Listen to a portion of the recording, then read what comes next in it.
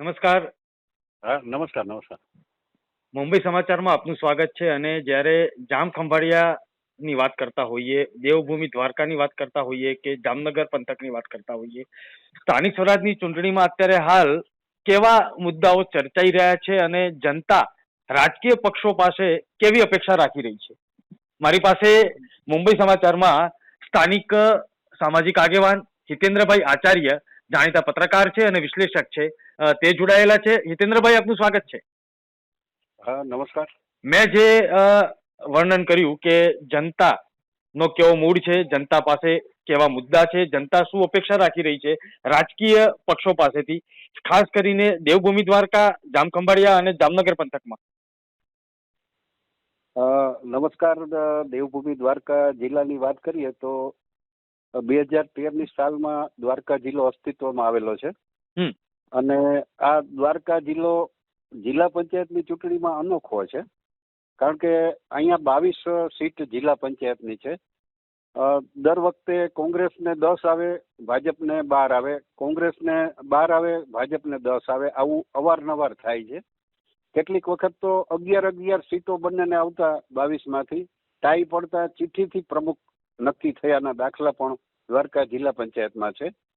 પણ આ વખતે એક વિચિત્ર સમીકરણ ઉપસ્થિત થયું છે કે જિલ્લા પંચાયતની સીટોમાં કોંગ્રેસ અને ભાજપ વચ્ચે સીધી ફાઇટ થતી હતી, પણ આ વખતે 5 થી 7 સીટમાં આમ આદમી પાર્ટી આવી છે, જેથી કરીને આમ આદમી પાર્ટી કોંગ્રેસ અથવા ભાજપ જેના મત તોડશે એને બહુ મોટું નુકસાન થવાની સંભાવના દ્વારકા જિલ્લા પંચાયતમાં છે. બીજું આપણે જોઈએ તો દેવભૂમિ દ્વારકા જિલ્લામાં 4 તાલુકા પંચાયતો આવેલી છે: જામખંભાળિયા, દ્વારકા, કલ્યાણપુર અને ભાણવડ.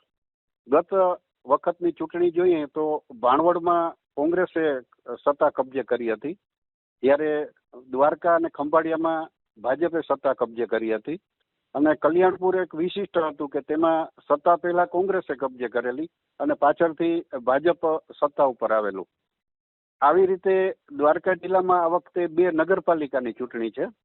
એ આમ જોઈએ તો છેવાડાનો દ્વારકા જિલ્લો વિશિષ્ટ છે. જામનગરથી લગભગ ખૂબ નાનો જિલ્લો દ્વારકા નગરપાલિકાઓ 6 ધરાવે છે. જામનગરમાં 4 નગરપાલિકા છે, અહીંયા 6 છે. અને 6 માંથી 3 નગરપાલિકા A ગ્રેડની છે, જ્યારે જામનગરમાં એક પણ A ગ્રેડની નથી. આવી સ્થિતિમાં ખંભાળિયા A ગ્રેડની નગરપાલિકા છે અને તેમાં ચૂંટણી છે. કુલ 36 બેઠકો 9 વોર્ડમાં આવેલી છે અને છેલ્લા 20 વર્ષથી અહીં ભાજપનું શાસન છે. અને આ વખતે પણ ભાજપનું શાસન આવી જવાની સંભાવના હોય એવી રીતે 36 માંથી 5 બેઠક ભાજપ બિનહરીફ લઈ ગયું છે. ત્યારે પ્રથમ વખત આ વખતે આમ આદમી પાર્ટીએ એટલું બધું આયોજનપૂર્વક ઝંપલાવ્યું છે, અને ખાસ કરીને ઈસુદાન ગઢવી ખંભાળિયામાં વારંવાર મુલાકાત લેતા હોય કે અત્યારે લગભગ 7 થી 8 બેઠકો પર આમ આદમી પાર્ટીના ઉમેદવારનો દબદબો એવો છે કે જીતી જાય એવી સંભાવના છે. અને કોંગ્રેસ છે એ પણ નગરપાલિકામાં મેદાનમાં છે, પણ એના ઉમેદવારો બહુ ઓછા છે.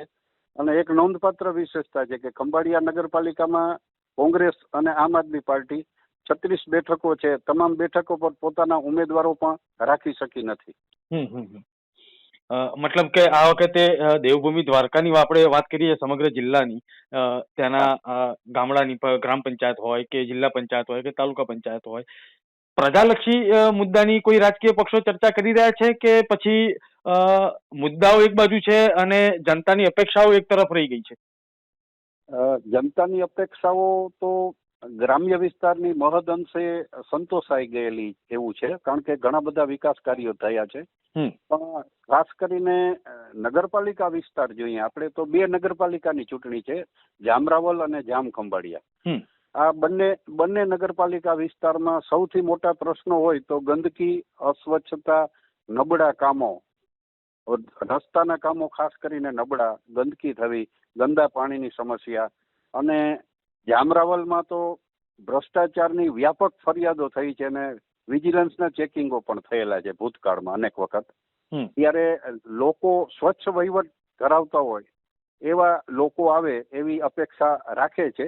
અને ખાસ કરીને જામરાવલ વિસ્તારની વાત કરું તમને તો ગઈ ચૂંટણીમાં સ્થાનિક પક્ષ ત્યાં ચૂંટાયો હતો.